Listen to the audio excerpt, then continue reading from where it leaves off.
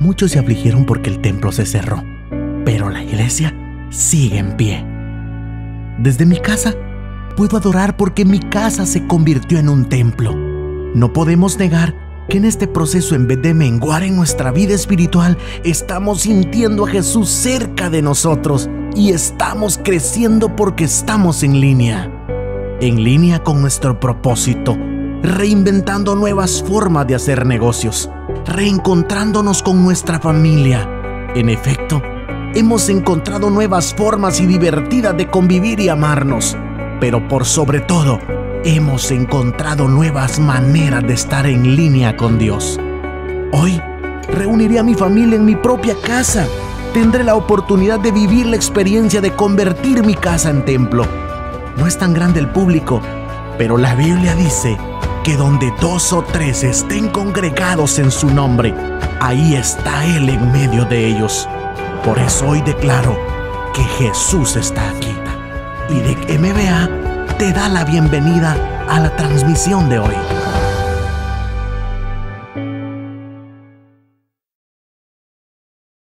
Y quiero decir a usted que recién nos visita, que nos hace una bendición poder compartir con usted este tiempo y poder decir que Dios tiene para nosotros siempre una palabra fresca, y hoy pues no es la excepción.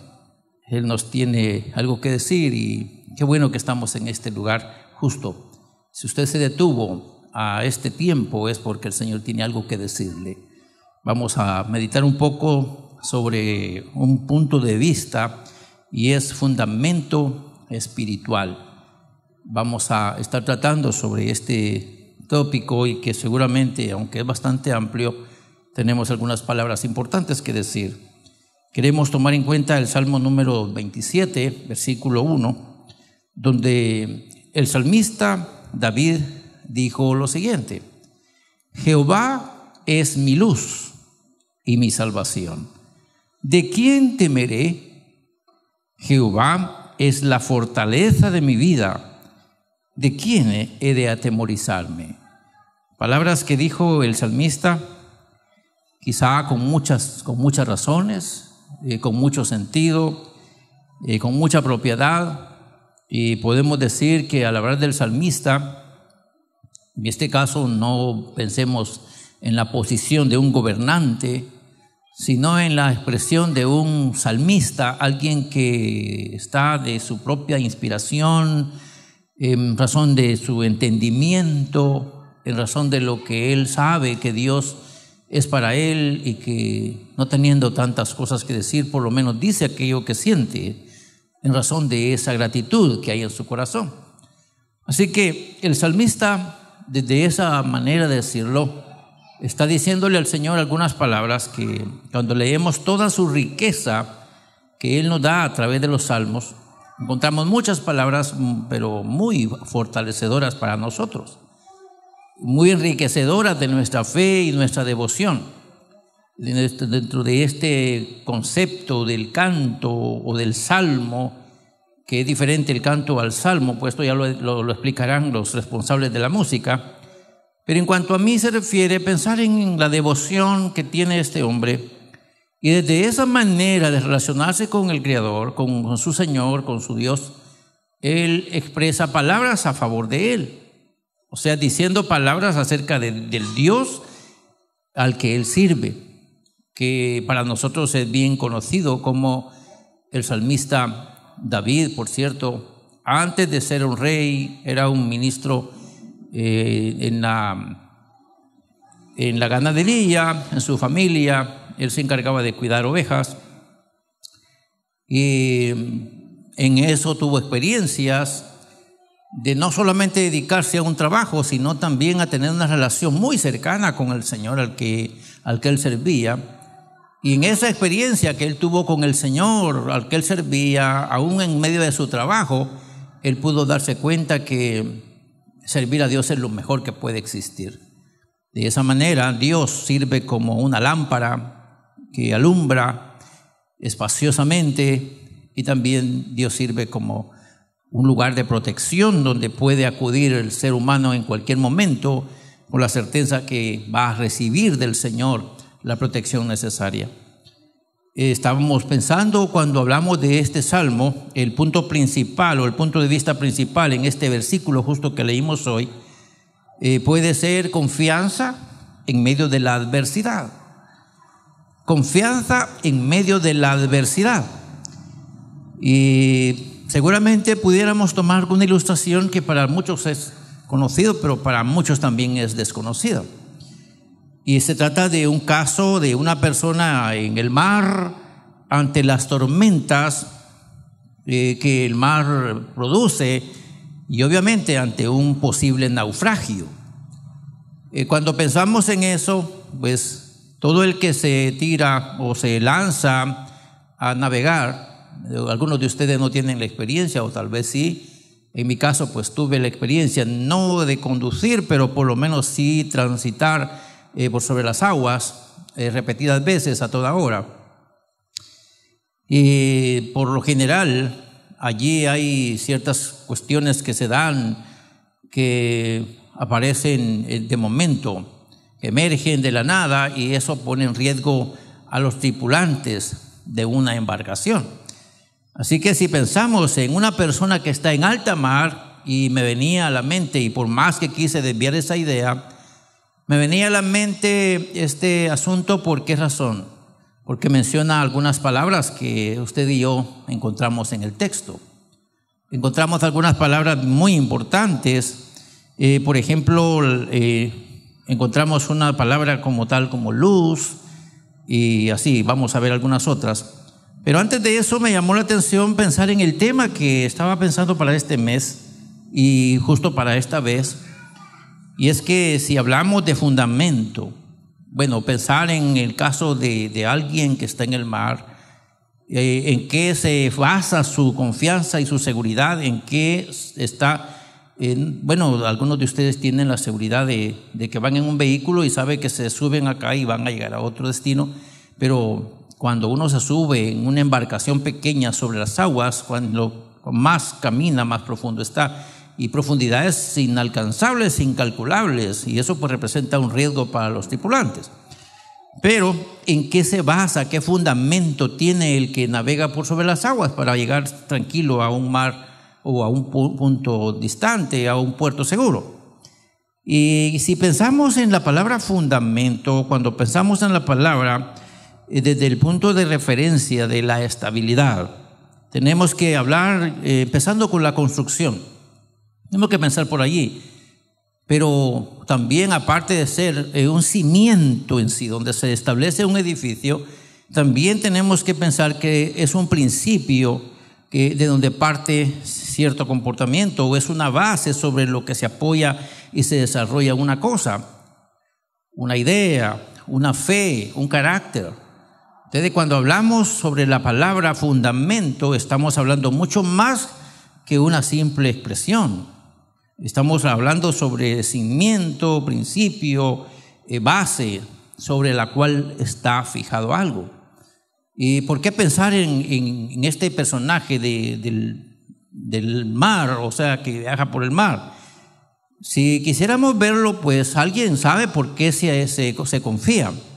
De la información que él tiene, eso le ayuda a confiarse. Así que si pensamos entonces en la palabra fundamento, pudiera tratarse de la base literal, que en este caso sería la embarcación, y también material de una construcción en el caso de un edificio, o bien puede ser la doctrina que alguien recibe cuando es educado, es enseñado, o puede también pensarse en cualquier sustento simbólico de algo. Obviamente el fundamento espiritual tiene que ver en cuanto a nuestra relación con Dios. Pero todo lo que recibimos, porque les quiero decir la intención nuestra y específicamente de los que somos maestros de la palabra, porque es que muchas veces requerimos de usted la atención, porque esta información está tratando de llevarle a usted una base, un soporte, un fundamento con la cual usted más tarde pueda asegurarse que tiene solidez en su vida. El hecho de que algunos hayamos caminado tanto tiempo y nos mantengamos en el camino, ¿por qué fue? Porque aunque nos han venido ciertas fuerzas negativas, ¿por qué prevalecemos? ¿Por qué estamos ahí? Eso significa que el simple perseverar habla por nosotros. Porque hemos tenido algunas dificultades que si se las cuento usted no las cree. Hemos tenido algunos momentos de dificultad, unas pruebas terribles que si lo conversamos algún día usted dice tanto así. Nos han llegado momentos bien difíciles en la vida. Pero la pregunta es, ¿cómo es que algunos han superado tantos años y aún se mantienen ahí en el camino? Es probable que estas personas tienen bien puestos sus pies en un buen fundamento que hasta el día de hoy no se ha desvanecido. Así que puede pensarse en distintas cosas. Si un edificio prevalece, ya lo hablábamos hace poco, es porque está bien cimentado sobre partes fijas o firmes. Si nosotros como creyentes estamos siguiendo una doctrina, o estamos siguiendo un estilo de vida, seguramente porque también tenemos un fundamento que es Cristo. Esto se puede probar y ya lo decíamos recientemente. Si hacemos análisis sobre las palabras que aparecen en el texto, que allí aparecen dos de las que voy a mencionar y una de ellas es luz, la palabra luz, la otra es salvación. Son dos figuras que están allí, justamente en el texto. Pero aparece dentro de mi manera de verlo también la palabra fortaleza y también la palabra mar, que por eso me dediqué a pensar en este cuadro. Si nos fuéramos un poquitito y acompañáramos a los navegantes, tendríamos que tomar en cuenta acerca de lo que significa la luz para ellos. Y la luz pues está tipificada con un faro que está puesta en lugares estratégicos que abundan en el mar. Los faros, o sea, grandes torres que poseen hacia arriba unas luces que son las que dirigen a los navegantes sin importar la hora. En esas torres siempre vamos a encontrar luz, siempre. Así que de noche es fácil navegar. ¿Por qué razón? Porque hay lámparas que van guiando a los navegantes y les permiten específicamente a grandes embarcaciones ir por lugares más seguros que ir sin ninguna dirección. Así que esas luces representan guía, dirección. Así que me llamó la atención esas figuras, porque el faro, en este caso la luz, que es un faro que orienta a los marineros en alta mar, que esto de seguro provee la siguiente palabra, que es salvación, o sea, llegan a puerto seguro. Y obviamente ante las profundidades que pudieran pensar, y usted está diciendo, está usando una figura. Sí, porque en medio de la realidad en la que se enfrentan, no hay nada más peligroso que el agua en grandes proporciones. Así que pudiéramos pensar el riesgo de morir que tiene una persona en una embarcación.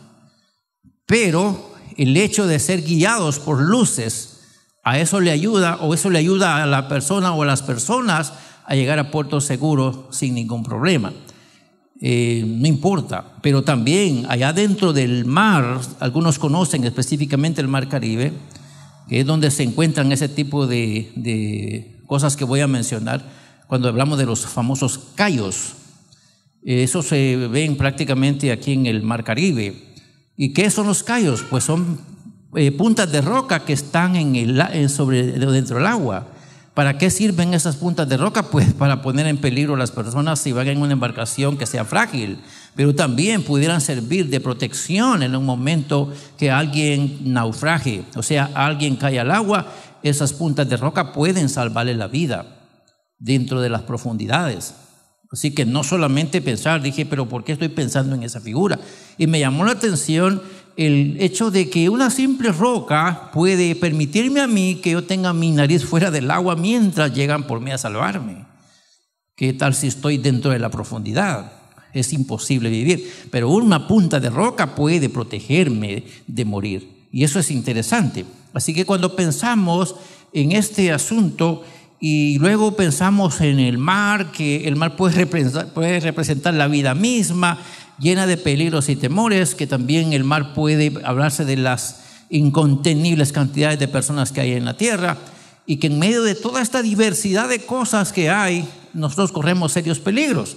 En este caso, la palabra fortaleza, que es un lugar fortificado que proporciona defensa, seguridad, estabilidad. Y todas estas figuras dije, qué interesante considerar en que nosotros como pequeños marineros que vamos de un destino a otro, de un punto a otro, que nos movilizamos por esta vida pensando que algunas veces, quién sabe cómo nos va a ir, podemos echar mano de una información que tenemos como creyentes, específicamente nosotros como creyentes, para saber que el puerto al que vamos a llegar es seguro, es certero.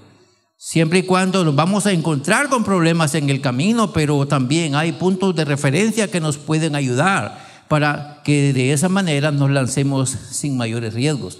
Hay otros elementos que no aparecen aquí que pudiera haber mencionado, pero no estamos dando una clase de navegación. Así que solamente estaba pensando en esa figura. Podemos asegurar lo siguiente, y en este caso, que el desconocimiento de los recursos de protección o el área donde se encuentra alguien pone en riesgo total a una tripulación. O sea, aquí tenemos que pensar mucho que el no conocer las cosas, el no tener información acerca de las cosas puede poner en riesgo a una persona. Y sabe mi hermano y mi hermana que muchos de nosotros a veces no sabemos los privilegios que tenemos, por lo menos. Y el no saber los privilegios que tenemos nos afecta. ¿Por qué? Porque a veces nos llenamos de pánico, de temores. Ya escuchábamos el cuadro hoy en el que al venir en el camino alguien se encuentra que su carro va haciendo ruidos extraños. Obviamente esos ruidos extraños pues son espíritus de muerte que andan rondando las calles, con las que algunos que están desprotegidos de la gracia del Señor perecen. Grandes cantidades de personas nos hemos dado cuenta que salen de un punto a un destino y no llegan. ¿Y por qué no llegan? Cualquier cosa les provoca una desgracia.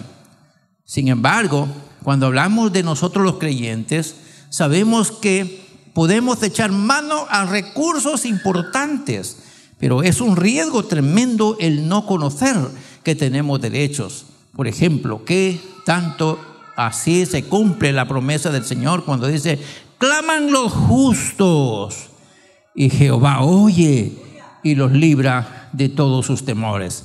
¿Qué tan real es eso? ¿Y qué tan recurso posible es para nosotros cuando estamos en una dificultad sin igual? Y de repente decimos, bueno, yo cuento con la gracia del Señor, y aparte de contar con la gracia del Señor, también tengo autoridad, y con la autoridad que me ha sido encomendada en el nombre del Todopoderoso, yo declaro a tal cosa que se desaparezca y que suceda.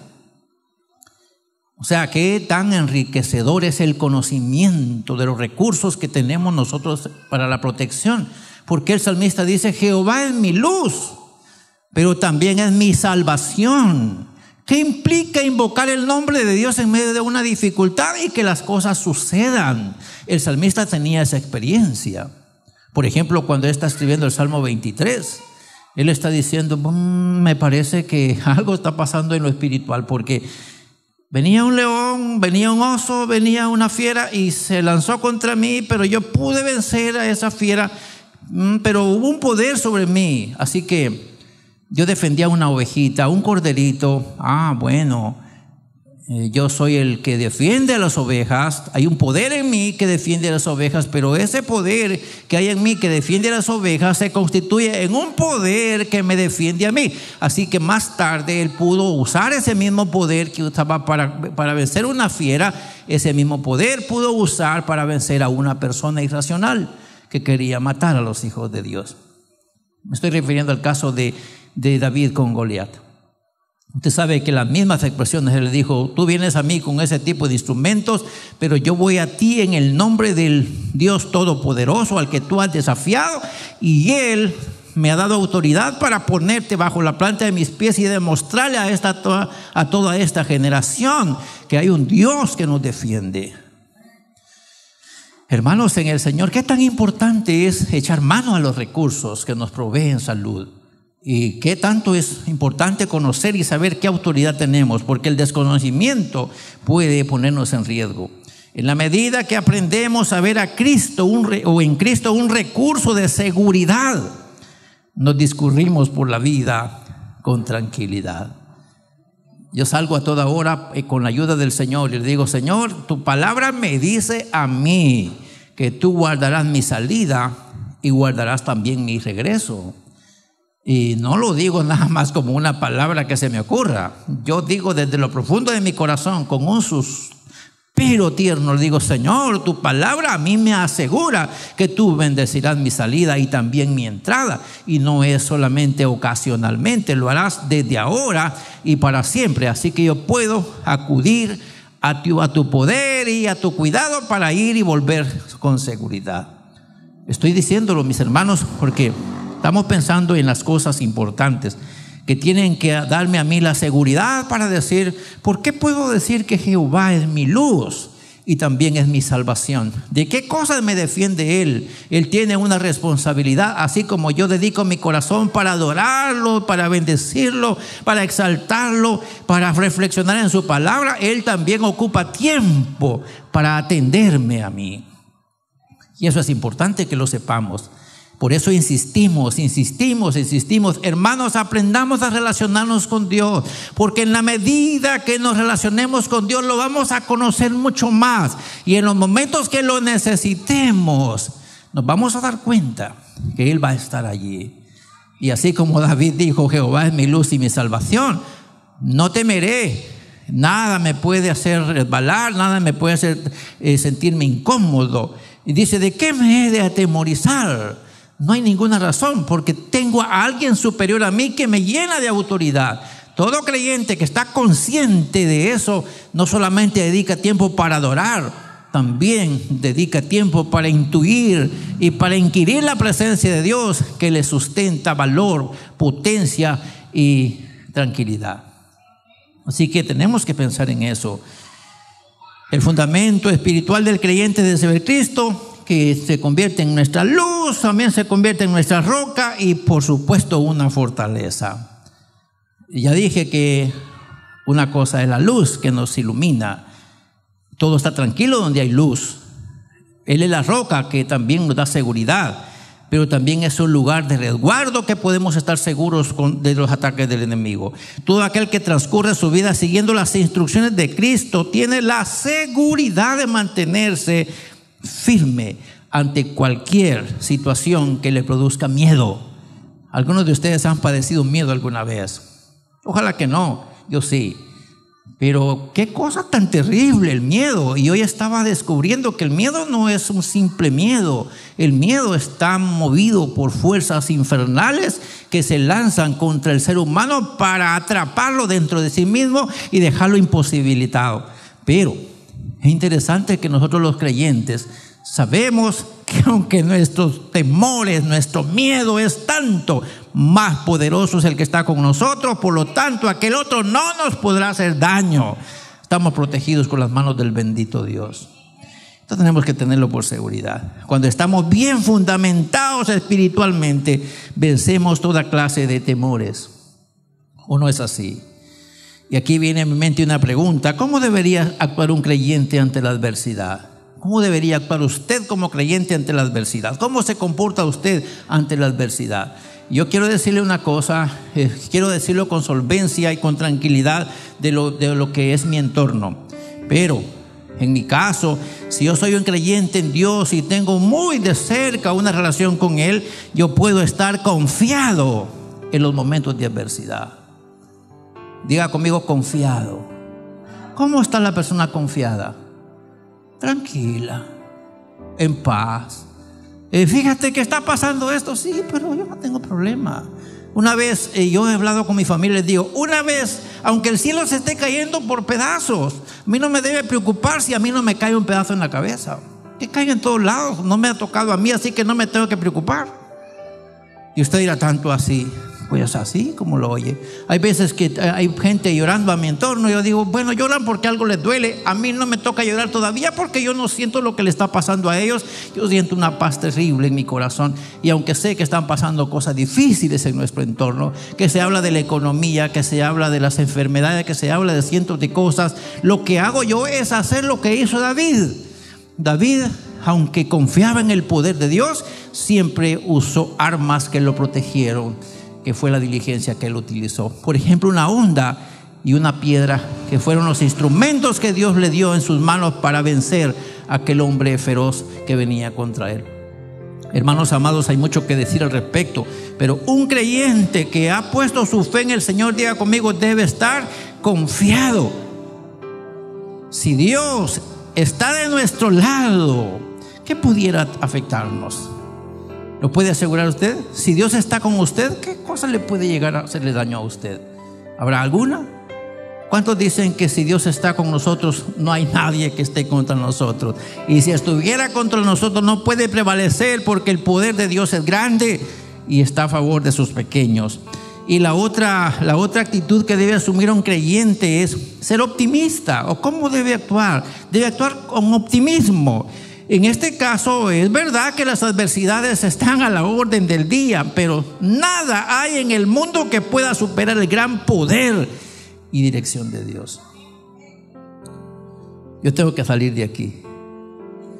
Una palabra que hemos socializado con mi esposa y mis hijos es: esto que estamos pasando es temporal. Ya va a pasar. Y parece que no, pero ya va a pasar. Y ya va a pasar, porque esto que estamos pasando es temporal. Y eso se ha socializado en nosotros como familia. Y no lo decimos simplemente por una palabra. Creemos que el Dios que nos llamó a nosotros y nos salvó está muy cerca de nosotros y tiene promesas a favor de nosotros. Así que tenemos optimismo para vencer cualquier circunstancia adversa, sabiendo que Él es más poderoso que cualquier situación. Usted ha leído algunas veces en algunas paredes que dicen: no le digas a Dios qué grande es tu problema, dile a tu problema, el Dios que tengo es muy grande. Y eso es interesante. Así que la otra manera de comportarse de un creyente que de verdad tiene a Dios consigo es que debe ser paciente. Pudiera ser que el proceso que estemos atravesando sea difícil, que le digan: ay, hermano, usted, porque no es a usted que le está pasando. Es cierto que no es a mí, pero usted debe ser paciente. ¿Qué significa esto? Pues estar como que si nada estuviera pasando, a pesar de que están pasando. Y yo a veces digo entre mi familia, le digo: ¿por qué ocupar la mente en hacer aquello que no podemos hacer con las manos? Esperemos que todo tenga su tiempo. La Biblia dice: todo tiene su tiempo. Ya pasará este momento, y cuando pasa este momento, entonces seguramente podremos cantar: después de la tormenta viene la calma, viene la paz. Hermanos amados, esto es interesante. Lo podemos decir con certeza. La manera como actuamos en medio de las circunstancias adversas evidencia qué clase de creyentes somos. Es aquí donde se evidencia quién realmente ha puesto su confianza en el Señor y quién todavía no confía mucho en Dios. ¿Cómo actúa realmente un creyente que no tiene la plena confianza en Dios, que duda de las posibilidades, de las soluciones, que da lugar a la desesperación ante un momento, ante la dificultad que le pueda presentar cualquier adversidad? ¿Sabe una cosa? Los incrédulos actúan diferente a los creyentes. Los incrédulos se desesperan y cuando miran que Dios no le hace el caso, se van a los brujos a acabarse de desgraciar la vida. Los que no me escucha Dios, pues qué tal si cae de rodillas a esperar el tiempo de Dios, porque usted se va arruinando mucho más cada vez que usted da lugar a su desesperación y se mete a lugares donde no se tiene que meter. Lo que está haciendo es averillándose en su propia vida. Así que el creyente es distinto al incrédulo. El incrédulo actúa de manera desordenada en su manera de comportarse, y esto le trae problemas serios a su vida. Hermanos amados, hay mucho que decir al respecto. Espero que todos nosotros estemos satisfechos de que el Señor está con nosotros como poderoso gigante, de manera que tendremos la seguridad que si Dios es con nosotros, ¿qué es contra nosotros? Podemos decir, como dijo el salmista: Jehová es mi luz y mi salvación, ¿de quién temeré? Jehová es la fortaleza de mi vida, ¿de qué he de atemorizarme? Y diga conmigo: por más fuerte que sea el problema, por más fuerte que sea el problema, no hay problema más grande que el gran poder de Dios. Y es más, es temporal. Pronto pasará ese momento difícil, y entonces usted se dará cuenta que valió la pena esperar en el Señor. Cuando estemos bien fundamentados espiritualmente, venceremos toda clase de temores, por difíciles que parezcan. El Señor, que es la luz del creyente, es la fortaleza de su vida, no solo por el que vive, en este caso Dios, sino en el cual vive y se mueve. Yo sé que mi Redentor vive. Yo sé que mi Dios está vivo y está conmigo. Entonces mi fortaleza está en que si Él está conmigo, los males tienen que huir de mi lado. Así lo dice el Señor. Así que, hermanos amados, la recomendación aquí es que nos fortalezcamos en el Señor y seamos más que vencedores en cualquier situación difícil que tengamos en la vida.